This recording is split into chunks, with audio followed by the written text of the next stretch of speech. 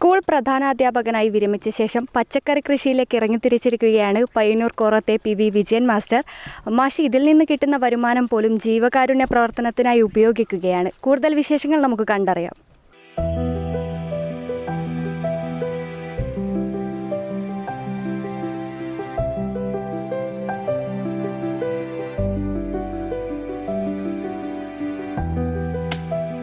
വർഷങ്ങളായി സ്വന്തം വീട്ടുവളപ്പിൽ പച്ചക്കറികൾ കൃഷി ചെയ്യുന്ന വിജയൻ മാഷ് വിളവെടുത്തതിൽ ഒരു വലിയ പങ്ക് ആവശ്യമുള്ളവർക്കായി മാറ്റിവയ്ക്കുകയാണ്.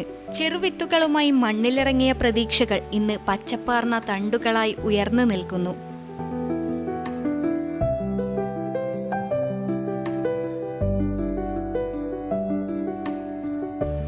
പയർ, വെണ്ട, പാവൽ തുടങ്ങി നാനാതരം പച്ചക്കറികൾ നിറഞ്ഞ തോട്ടം കാണുന്നവർക്കും പ്രചോദനമാണ്.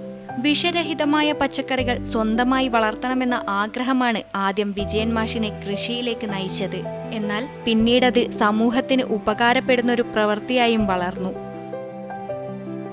റിട്ടയർമെൻറ്റിന് ശേഷം മുമ്പ് ഞാൻ പറഞ്ഞില്ല 2005 മുതൽ ഞാനത് ചെയ്തിട്ടുണ്ടായിരുന്നു. എൻ്റെ സുഹൃത്തുക്കളൊക്കെ ഉണ്ടായിരുന്നു.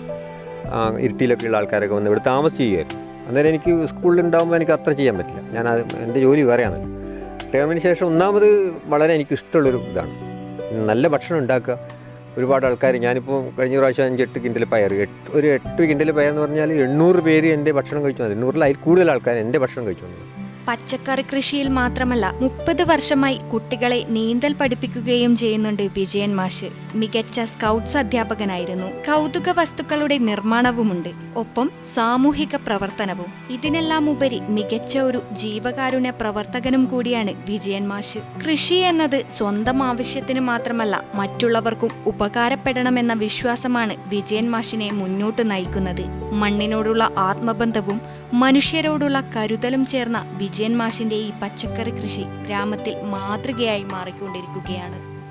പലരും മണ്ണിലേക്കും കൃഷിയിലേക്കും ഇറങ്ങാൻ മടിക്കുന്ന ഈ സമയത്തും വിജയൻ മാഷുടെ ഈ പ്രവൃത്തി ഏറെ പ്രചോദനകരമാണ്.